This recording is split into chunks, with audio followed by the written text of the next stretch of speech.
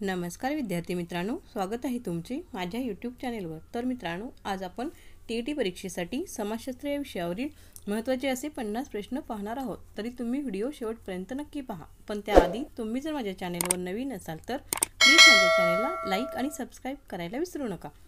चला तर मग व्हिडिओला सुरुवात करू। प्रश्न क्रमांक 1, चरक यांनी लिहिलेला चरक संहिता हा ग्रंथ कशाशी संबंधित आहे? योग्य पर्याय आहे 1, तर चरक यांनी लिहिलेला चरक संहिता हा ग्रंथ वैद्यकशास्त्राशी संबंधित आहे।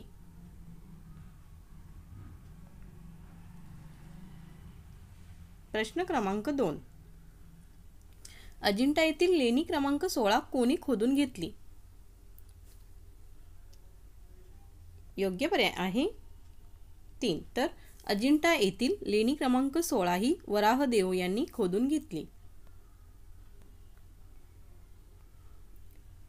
प्रश्न क्रमांक 3, गाथा सप्तशती महाराष्ट्री प्राकृत भाषेतील काव्याची रचना कोणी केली? योग्य पर्याय आहे 1, तर गाथा सप्तशती या महाराष्ट्री प्राकृत भाषेतील काव्याची रचना हाल यांनी केली। प्रश्न क्रमांक 4, शिवाजी महाराजांनी छत्रसालास कोठे स्वतंत्र राज्य निर्माण करण्याची प्रेरणा दिली? योग्य पर्याय आहे 3, तर शिवाजी महाराजांनी छत्रसालास बुंदेलखंड येथे स्वतंत्र राज्य निर्माण करण्याची प्रेरणा दिली। प्रश्न क्रमांक 5, लाला लजपतराय यांनी शिवाजी महाराजांची महती कशाद्वारे सांगितली आहे? योग्य पर्याय आहे 2, तर लाला लजपतराय यांनी शिवाजी महाराजांची महती शिवचरित्र पुस्तक याद्वारे सांगितली आहे।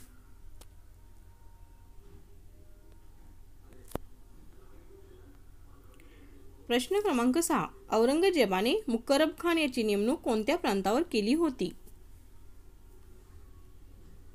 योग्य पर्याय आहे 1, तर औरंगजेबाने मुकरब खान याची नेमणूक कोल्हापूर प्रांतावर केली होती। प्रश्न क्रमांक 7, वसईचा किल्ला जिंकून पोर्तुगीजांचा पराभव कोणी केला? योग्य पर्याय आहे 1, तर वसईचा किल्ला जिंकून बाजीराव यांनी पोर्तुगीजांचा पराभव केला।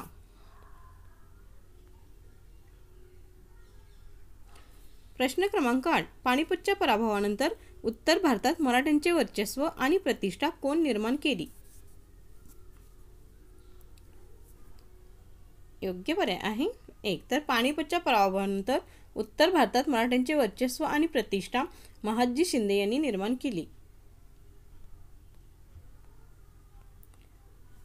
प्रश्न क्रमांक 9, आफ्रिकेचे दक्षिण टोक डॅश डॅश या खलाशाने शोधून काढले? योग्य पर्याय आहे 1, तर आफ्रिकेचे दक्षिण टोक बार्थोलोम्यू डायस या खलाशाने शोधून काढले।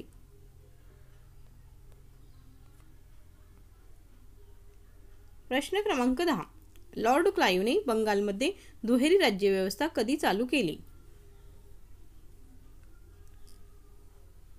योग्य पर्याय आहे 1, तर लॉर्ड क्लाइव्हने बंगालमध्ये 1765 मध्ये दुहेरी राज्यव्यवस्था चालू केली। प्रश्न क्रमांक 11, बंगाल प्रांतात कायमधारा पद्धती कोणी सुरू केली? योग्य पर्याय आहे 1, तर लॉर्ड कॉर्नवालिस यांनी बंगाल प्रांतात कायमधारा पद्धती सुरू केली। प्रश्न क्रमांक 12, भारतात रेल्वे डॅश डॅश या गव्हर्नर जनरलच्या काळात सुरू झाली? योग्य पर्याय आहे 2, तर भारतात रेल्वे लॉर्ड डलहौसी या गव्हर्नर जनरलच्या काळात सुरू झाली।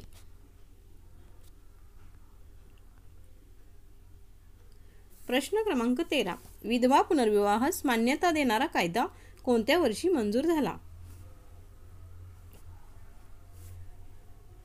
योग्य पर्याय आहे 1, तर 1856 मध्ये विधवा पुनर्विवाहास मान्यता देणारा कायदा मंजूर झाला।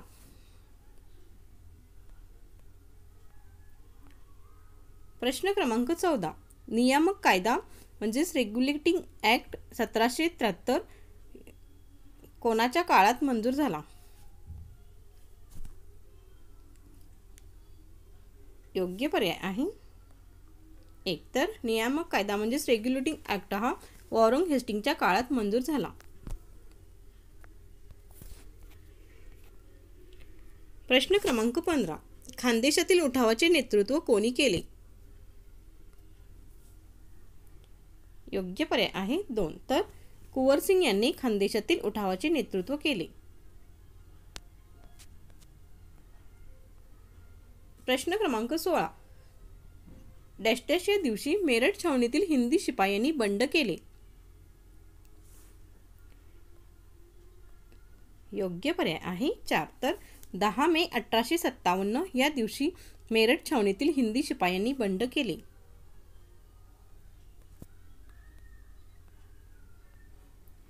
प्रश्न क्रमांक 17. भारताचा पहिला अग्निबाण कोणत्या केंद्रावरून अवकाशात सोडण्यात आला?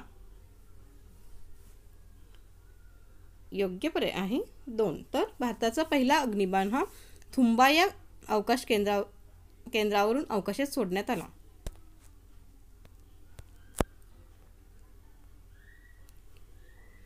प्रश्न क्रमांक 18. खालीलपैकी कोणत्या दिवसाला अयन दिन असे म्हणतात? योग्य पर्याय आहे 1. तर 22 डिसेंबर या दिवसाला अयन दिन असे म्हणतात.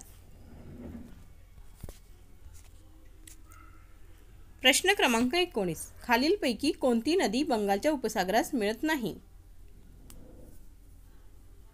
योग्य पर्याय आहे 4. तर नर्मदा ही नदी बंगालच्या उपसागरास मिळत नाही.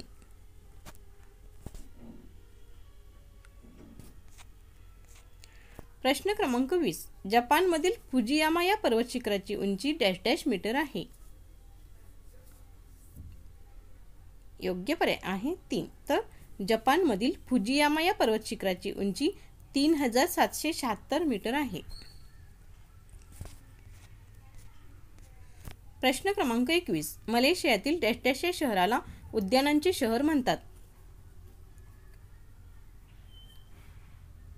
योग्य पर्याय आहे 1. तर मलेशियातील पुत्रजया या शहराला उद्यानांचे शहर असे म्हणतात. प्रश्न क्रमांक 22. डॅश डॅशला पाचूचे बेट असे म्हणतात. योग्य पर्याय आहे 1. तर श्रीलंकेला पाचूचे बेट असे म्हणतात.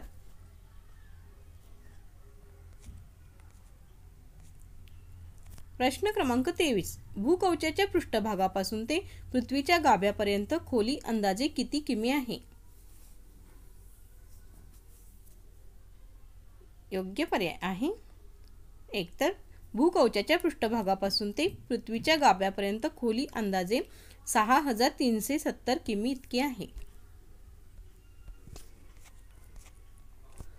प्रश्न क्रमांक 24. ग्रॅनाइट खडकापासून पृथ्वीच्या अंतरंगाचा कोणता थर बनला आहे? योग्य पर्याय आहे 3. तर ग्रॅनाइट खडकापासून पृथ्वीच्या अंतरंगाचा सियाल हा थर बनला आहे.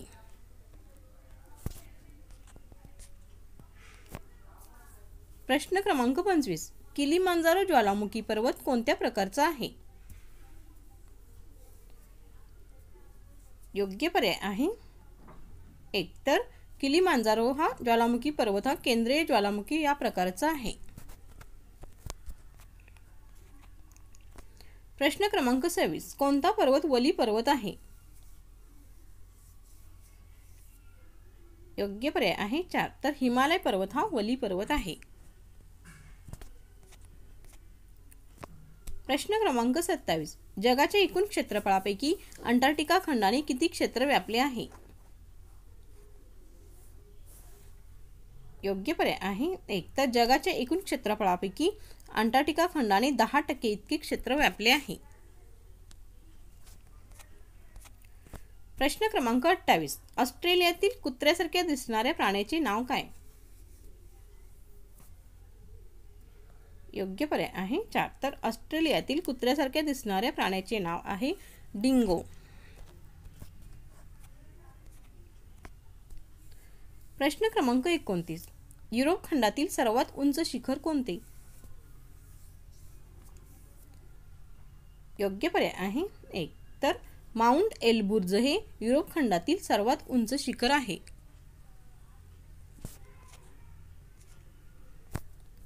प्रश्न क्रमांक 30. रशिया व युरोप खंडातील मध्य अक्षांशीय गवताळ प्रदेशास डॅश असे म्हणतात.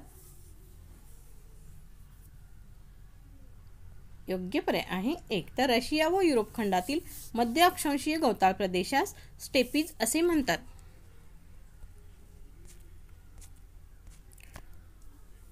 प्रश्न क्रमांक 31. डॅश या देशातून आर्क्टिक वृत्त गेले आहे.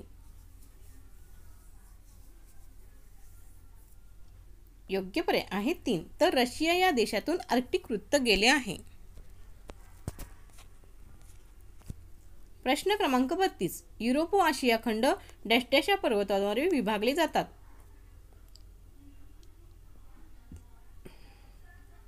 योग्य पर्याय आहे 1. तर युरोप व आशिया खंड हे उरल या पर्वताद्वारे विभागले जातात.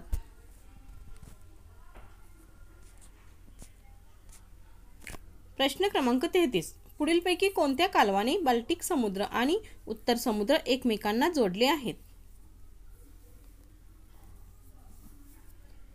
योग्य पर्याय आहे 2. तर कील कालव्याने बाल्टिक समुद्र आणि उत्तर समुद्र एकमेकांना जोडले आहेत.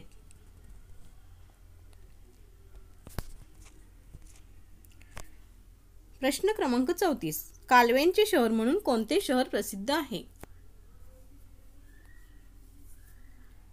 योग्य पर्याय आहे 2. तर फेनिस हे शहर कालव्यांचे शहर म्हणून प्रसिद्ध आहे.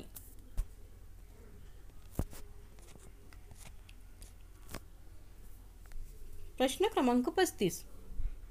2 मोठ्या जलाशयांना जोडणाऱ्या पाण्याच्या चिंचोळ्या भागास डॅश म्हणतात. योग्य पर्याय आहे 1. तर 2 मोठ्या जलाशयांना जोडणाऱ्या पाण्याच्या चिंचोळ्या भागास सामुद्रधुनी असे म्हणतात. प्रश्न क्रमांक 36. पंचमहासरोवरे कोठे आहेत. योग्य पर्याय आहे 1. तर पंचमहासरोवरे ही भारतामध्ये आहेत.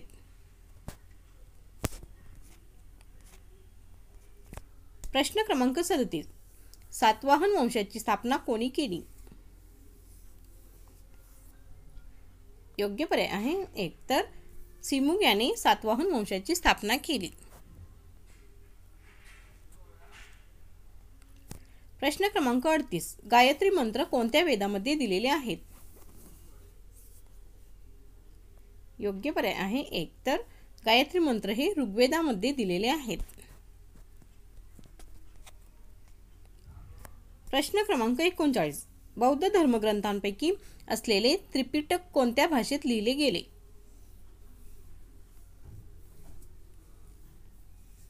योग्य पर्याय आहे 4. तर बौद्ध धर्मग्रंथांपैकी असलेले त्रिपिटक हे पाली या भाषेत लिहिले गेले.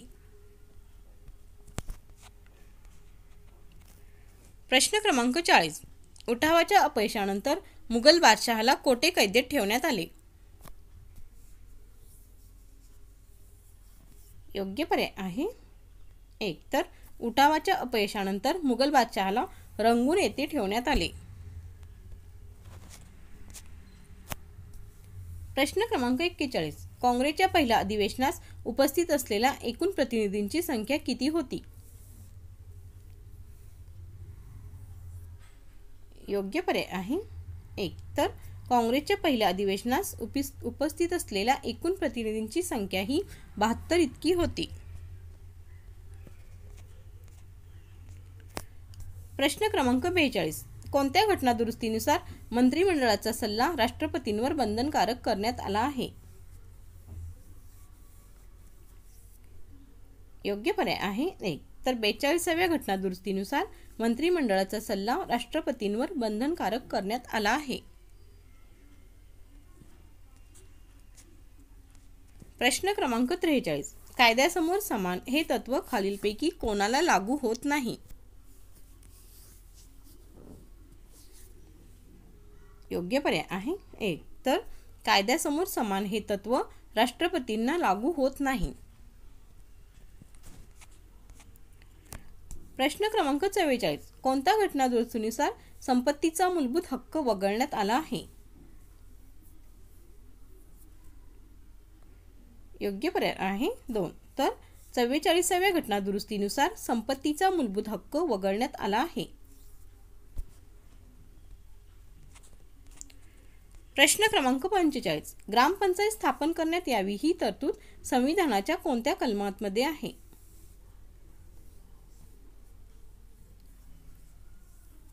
योग्य पर्याय आहे 3. तर ग्रामपंचायत स्थापन करण्यात यावी ही तरतूद संविधानाच्या कलम 40 मध्ये आहे.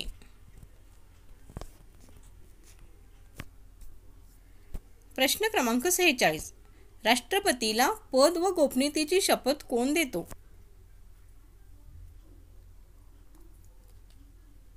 योग्य पर्याय आहे 1. तर सर्वोच्च न्यायालयाचे सरन्यायाधीश हे राष्ट्रपतींना पद व गोपनीयतेची शपथ देतात. प्रश्न क्रमांक 47. राष्ट्रीय आणीबाणीच्या काळात लोकसभेचा कालावधी डॅश डॅश करिता वाढविता येतो? योग्य पर्याय आहे 1. तर राष्ट्रीय आणीबाणीच्या काळात लोकसभेचा कालावधी 1 वर्षाकरिता वाढविता येतो.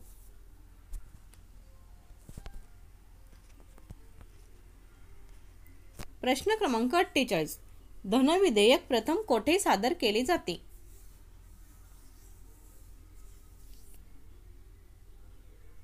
योग्य पर्याय आहे 2. तर धन विधेयक हे प्रथम लोकसभेत सादर केले जाते.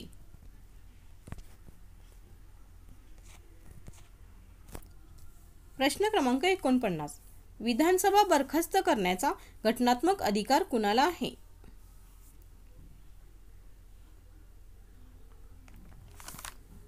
योग्य पर्याय आहे 2. तर विधानसभा बरखास्त करण्याचा घटनात्मक अधिकार हा राज्यपालांना आहे.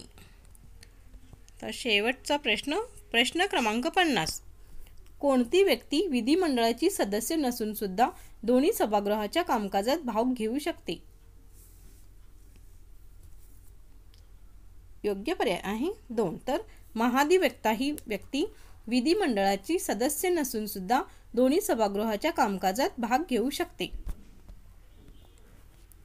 तर मित्रांनो, असेच नवनवीन व्हिडिओ पाहण्यासाठी माझ्या चॅनलला नक्कीच सबस्क्राईब करा व बेल आयकॉनलाही प्रेस करायला विसरू नका, म्हणजे तुम्हाला माझ्या नवनवीन व्हिडिओचे नोटिफिकेशन मिळत जाईल. धन्यवाद.